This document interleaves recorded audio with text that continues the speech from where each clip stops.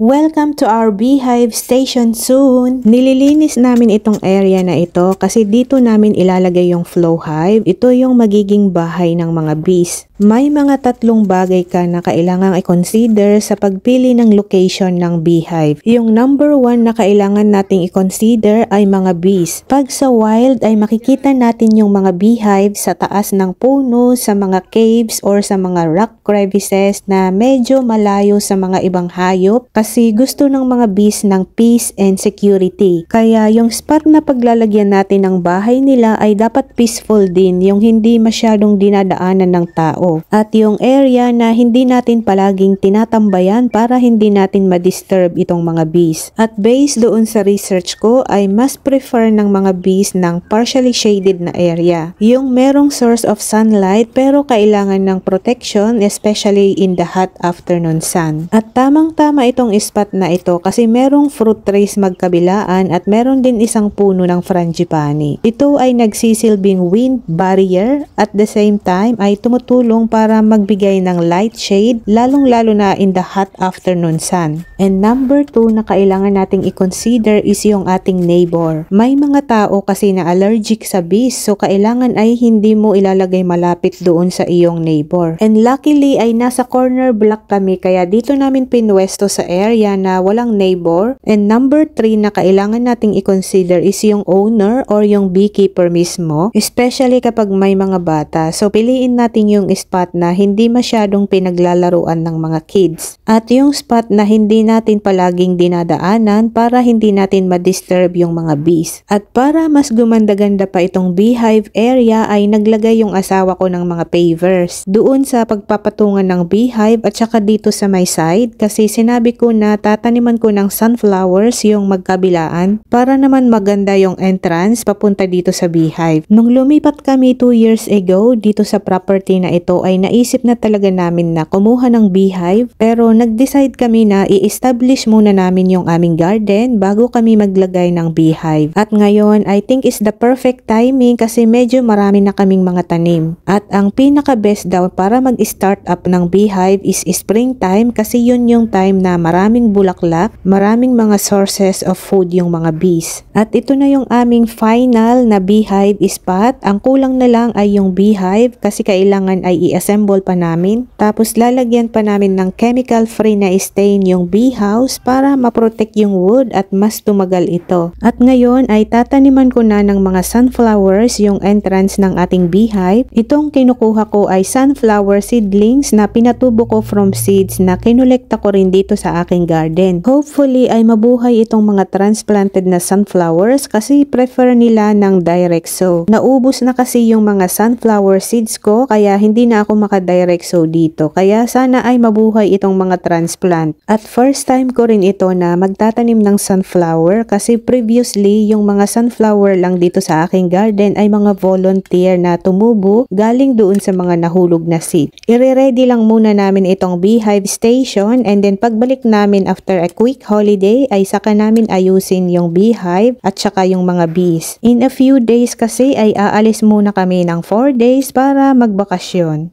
At pagbalik namin ay saka na i-assemble yung flow hive at lagyan ng stain kasi kulang na kasi kami sa time. And after that ay dadalhin namin yung flow hive back sa isang local na beekeeper para palagyan ng mga live na bees at saka yung queen bee. At aantayin natin na ma-establish yung bee colony and then mga after a year ay pwede na tayong makaharvest ng honey. At kailangan pala ay iparegister namin yung aming beehive sa agency na namamahala dito. Online lang naman siya nagagawin. Maraming salamat mga kahalaman at i-update ko muli kayo sa aming beekeeping journey.